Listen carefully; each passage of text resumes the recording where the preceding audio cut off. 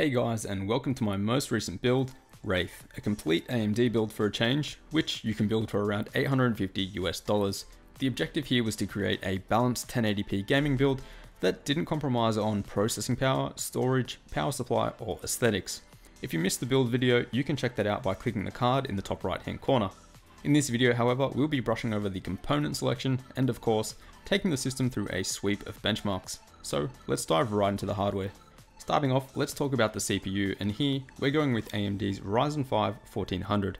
Although Intel's i5 offerings of the same price, being the i5 7400 and 7500, are still capable of decent gaming performance, I have observed the 4 cores without multi-threading to be limiting in some games. The R5 1400 doubles this thread count, and I've even overclocked it to 4.05 GHz at 1.33 volts, which definitely helps it catch up to the i5's single-threaded performance, which it's renowned for.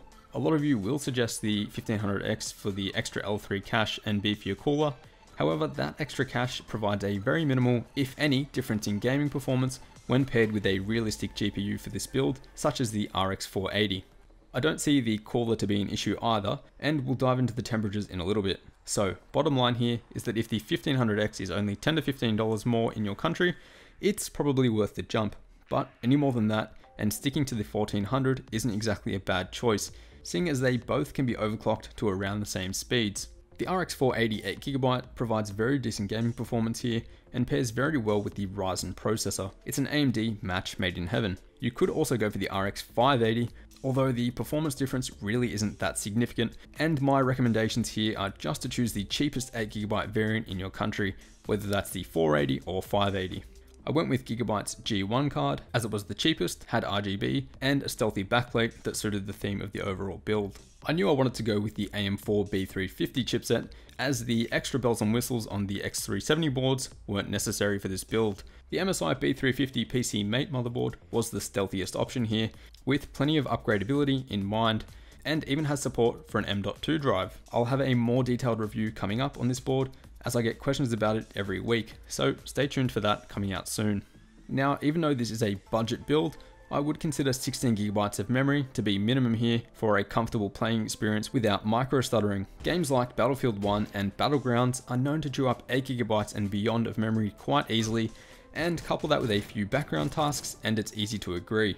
Corsair's Vengeance LED memory, clocked at 3000 MHz, provided a nice option here without having to spend too much. However, upon benchmarking the system last week, I was horrified to discover that these specific RAM modules from Corsair aren't supported to their full speed, only 2133 MHz. So I looked up MSI's supported list of memory for this particular motherboard, and I ordered some 3200 MHz Corsair Vengeance LPX RAM that isn't priced too far above the original RAM that I selected. After waiting over a week for it to arrive due to poor customer service, I finally plugged it in and was disappointed yet again. This time I could only manage to get the RAM up to 2666 MHz, despite MSI claiming that these exact modules are supported to the full 3200 MHz on the PC Mate motherboard. A lot of others seem to be having this issue as well, and a lot of it seems to come down to which Ryzen CPU you're pairing it with. I do expect MSI to come out with a fresh BIOS update in the future to remove this issue. So all the testing here was done at 2666 MHz. Moving on, let's talk about storage. And seeing as I wanted to make this build as balanced as possible, I didn't want to compromise on storage speed or capacity. So I went with a 240GB SSD and a 1TB hard drive combo. The SSD will provide enough space for the OS, some vital programs, and a couple games that you want fast access to, while the 1TB hard drive can be used for everything else. For the power supply, the choice here was between EVGA's popular 500B or the Corsair CX450M. I ended up choosing the CX450M from Corsair because it was semi-modular and had neutral black cables, unlike the ketchup and mustard scheme of the EVGA 500B. The bronze-rated 450 watts provides enough headroom for the R5 1400 processor and even the power-hungry RX 480. Now, there are plenty of solid options for mid-tower ATX cases under $80, and I decided to go with Corsair's 270R from their Carbide series, as it ticked all of the boxes for this particular build. The enclosure has a beautiful black finish with no ugly gaming accents, some good cable management options, and is not oversized. I love how the PSU is hidden away underneath the shroud, and the tinted acrylic window provides a nice touch, allowing some visibility to all of your components. You also get some thoughtful cable management options, and I'll have a more detailed review of this case coming out in a few days as well, so stay tuned for that if you're in the market for a new mid-tower chassis. Now, I know a lot of you are itching to see the benchmarks, so let's dive right in. All testing was done with the R5 1400, overclocked to 4 GHz flat, but with the RX 480 at stock, because it really didn't have that much headroom anyway. Starting off with our synthetic benchmarks, Cinebench R15, running all 8 threads on the RYZEN processor, scored an impressive 852, placing it above the i7 4770K. In single-threaded performance, we see the R5 sitting at 156, putting it amongst Intel's current i5 lineup. In Heaven 4.0 at 1080p with ultra settings, the system really did quite well, scoring 2374 with an average FPS of 94.3. And in 7-zip, the system scored 21,047 MIPS with a dictionary size of 128 megabytes. For gaming, I tested both 1080p and 1440p, so let's kick it off with Battlefield 1 multiplayer. Here, the system scored an average of 73 FPS, with the bottom 1% at 46 and bottom 0.1% of frames at 35. At 1440p, frame rate doesn't drop off that much at all, just a few FPS behind the 1080p results.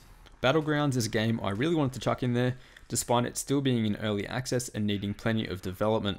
Since this game lacks optimization, as you'd expect in this phase, we are seeing frame rates just shy of 60 FPS, even at high settings.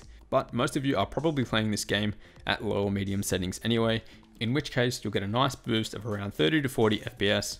In Witcher 3, we're seeing an average of 58 FPS at 1080p ultra settings, with bottom 1% and 0.1% following close behind. 1440p does prove to be a bit too much for the RX 480 however, and if you're desperate to play at this resolution, then you'll want to turn down the settings for a smoother experience. Cry Primal is another demanding title, and here WRAITH was able to average an even 60 FPS at ultra settings, with a minimum of 48 using the built-in benchmark. At 1440p, the RX 480 is still capable, although with much slower frame rates. Just remember that this is at ultra settings though, so there's about 20 to 25 FPS you could easily gain just by turning down a few settings. Lastly, we have Doom running the Vulkan API, and as we all know, this is where the RX 480 really shines. At 1080p, we're seeing an average of 131 FPS, with bottom 1% and 0.1% still well above that 60 FPS mark at 94 and 83 respectively. At 1440p, we do see that drop down quite a bit, but it's definitely still playable.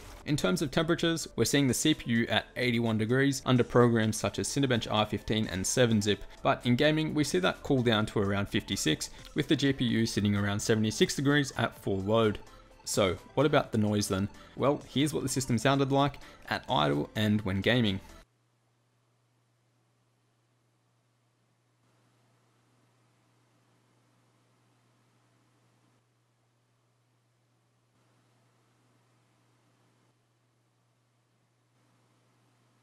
So as you can see, the system is fairly quiet even at full load. The RX 480 did also manage to stay quite cool, even when gaming for extended periods. I never saw it surpass 80 degrees. All in all, I'm very happy with how the build turned out, all RAM issues aside. For $850 US, you're definitely getting your money's worth here, that's for sure. Let me know what you guys think of WRAITH, and also let me know what PC builds you guys want to see in the future. As always, I'll have the links in the description to where you guys can find all the parts. A huge thanks again for tuning in, and I'll see you guys in the next video.